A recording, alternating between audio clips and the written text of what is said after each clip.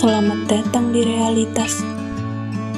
Masa-masa skripsi merupakan masa-masa yang melelahkan. Bolak-balik bertemu dosen pembimbing, revisi, stres, bosan, semangat, stres lagi, bosan lagi, semangat lagi, hingga akhirnya lulus. Sewaktu aku di wisuda, ibu sampai menangis. Katanya, beliau terharu, anak sulungnya sudah jadi sarjana. Ibu memang tidak pernah merasakan di wisuda. Hebatnya, perempuan tersebut berhasil membiayai anak-anaknya hingga selesai kuliah. Dulu, saat sudah menggenggam gelar sarjana teknik informatika, muncul pertanyaan baru di benakku. Akan bekerja di mana? Setelah melamar ke sana kemari, aku diterima kerja sebagai bagian dari tim marketing di sebuah perusahaan les. Hanya bertahan sebulan, aku pun keluar dan nekat melakukan hal yang paling aku sukai, menulis. Kuniatkan dalam hatiku bahwa aku akan hidup dari dan untuk menulis. Meski hal tersebut sempat membuat ayahku murka. Setelah itu, muncul banyak babak baru dalam hidupku. Dari mulai menjadi wartawan lepas, pengembara, pegiat kopi, penulis buku, hingga akhirnya aku menjadi diriku yang sekarang. Apapun itu, prinsipku adalah jika memang tertarik, ya terjun langsung. Contohnya, aku pernah bertugas menulis naskah film dokumenter tentang sejarah daerah timur. Sementara sahabatku bertugas merekam gambar. Aku tetap ikut dia merekam kesana-kesini supaya bisa sinkronisasi video hasil besutannya dengan tulisanku. Terjun langsung bukan berarti ngerecokin. Terjun langsung berarti mempelajari secara langsung, bukan berdasarkan data-data belaka. Hasilnya, aku jadi menghargai proses, sekaligus belajar tentang hal baru. Dan mengetahui hal-hal baru, tentu tak akan membuat kita rugi. Sayangnya, banyak orang mengeluh saat dimintai tolong menjadi A, karena merasa job desk-nya hanya B. Padahal bukankah saat kita dipercaya melakukan lebih dari satu pekerjaan, itu tandanya kita dianggap mampu?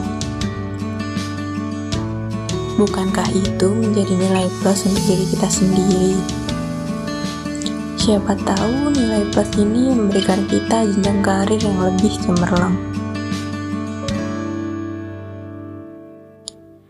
Banyak sekali pelajaran yang tidak pernah kudapatkan di kampus, malah kudapatkan langsung di dunia nyata. Salah satunya adalah bertahan hidup. Karena pada akhirnya, apapun disiplin ilmu yang kita pelajari, yang terpenting adalah bertahan hidup. Syukur-syukur kalau bertahan hidup sambil mempertahankan idealisme. Syukur-syukur lagi bertahan hidup sambil meraih mimpi. Beradaptasilah. Hidup ini keras. Buktikan dirimu kuat. Yang membedakanmu dengan pecundang hanya satu. Pemenang tahu cara berdiri saat jatuh. Pecundang lebih nyaman tetap berada di posisi jatuh.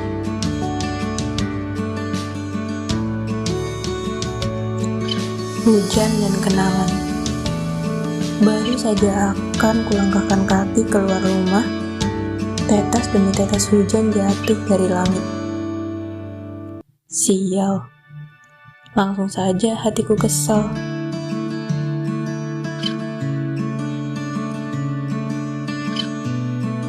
Padahal, aku sudah membuat janji dengan beberapa kawan untuk bertemu di luar. Kalau begini, siapa yang harus disalahkan? Sambil mendengus kesal, aku terduduk di garasi rumah dan mengutuk keadaan. Sejak kapan kita menjadi pembenci hujan? Apakah sejak kita terlalu sibuk dengan urusan duniawi? Ataukah sejak kota yang kita tempati mengenal banjir? Apa lucunya? Kita yang terlampau sering menyalahkan hujan atas terhambatnya kegiatan kita. Padahal manusia punya hal canggih yang disebut dengan payung dan jas hujan. Dan soal banjir, apakah memang benar hujan yang salah? Ataukah karena manusianya yang hobi sembarangan buang sampah?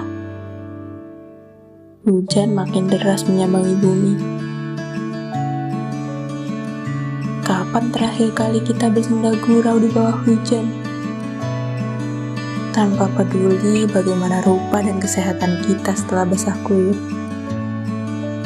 Kapan terakhir kali kita duduk diam dan mengulang kenangan yang menyelinap dari balik hujan? Kapan terakhir kali kita menyampaikan kerinduan pada rinainya? Hujan tidak pernah turun dengan maksud yang buruk. Waktu dan keadaanlah yang membuatnya terasa buruk. Bukankah cinta juga begitu? Hujan tiba di bulir yang terakhir. Aku melangkah pergi. Kulihat kolom chat. Ternyata kawan-kawan yang lain pun terjebak hujan dalam perjalanan. Rasa kesal menguap bersama genangan air yang terbawa mentari. Jadi, kami semua sama-sama terlambat. Aku tertawa sendiri.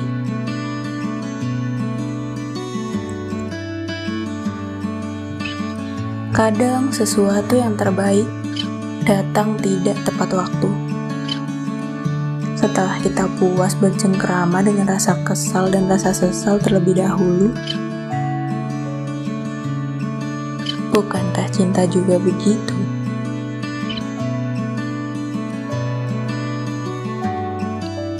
Masukkan ke dalam kardus. Karena harus mencari dokumen lama, aku terpaksa bergelut dengan debu di gudang. Kardus-kardus yang tertumpuk menimpa mak dokumen yang ingin kuambil. Pandanganku tiba-tiba terkunci pada satu buah kardus berwarna hijau muda. Kutarik kardus tersebut, lalu kubersihkan debu yang menyelimutinya. Sambil terduduk, kubuka kardus itu. Benda-benda pemberian mantan pacarku tertata rapih di dalamnya.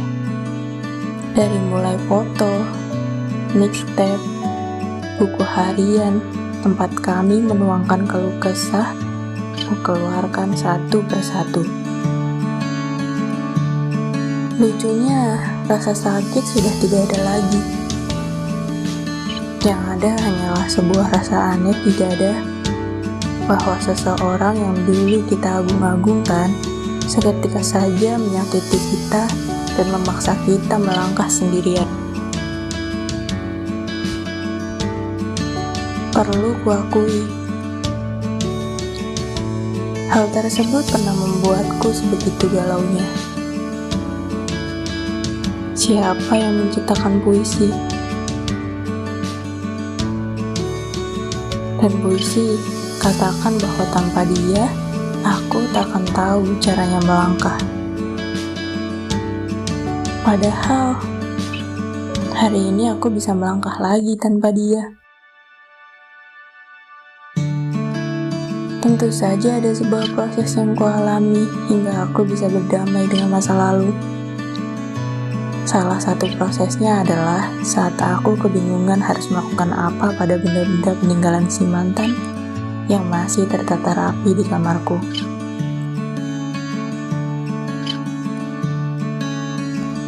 Hendak memulangkannya, tapi semua akun media sosialku diblok. Jadi sulit menghubungi. Lagi pula, akan canggung sekali mengembalikan barang-barang yang padahal tidak ia minta. Akhirnya, aku masukkan kembali benda-benda yang berhubungan dengan si mantan ke dalam kardus. Lalu, ku simpan di gudang bersama benda-benda tak terpakai lainnya. Loh, kenapa tidak dibuang saja sekalian? Begini, dengan membuang benda, pemberian apapun dari si mantan, karena kita takut mengingat kembali masa lalu kita tidak sedang mengikhlaskan. Kita cuma sedang melupakan. Dua hal tersebut mirip, tapi sebetulnya berbeda. Hidup akan mengajarkan kita banyak hal dengan cara yang paling baik atau yang paling buruk. Yang paling kita cintai seketika bisa menjadi seseorang yang paling kita benci. Seseorang yang paling kita benci seketika bisa menjadi sumber inspirasi. Inspirasi seketika bisa menjadi karya, dan karya seketika bisa dikenal masyarakat luas. Kita harus siap dengan semua itu, karena dengan cara yang misterius pula, hidup akan menyembuhkan luka dalam hati kita. Kelak saat hatimu sudah sembuh, buka lagi kardus tersebut. Lihat kembali benda-benda peninggalan si mantan. Akan ada masanya dirimu memandang benda-benda tersebut sebagai objek yang biasa saja, bahkan bisa membuatmu tersenyum lega. Mensyukuri posisimu saat ini yang sudah tidak lagi bersama dia. Ketahuilah,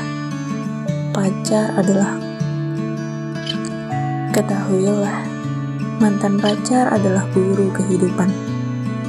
Melalui rasa sakit, ia mendewasakan kita, mengajarkan kita agar menjadi manusia paling baik, mengajarkan kita agar menjadi manusia yang lebih baik untuk pasangan kita hari ini.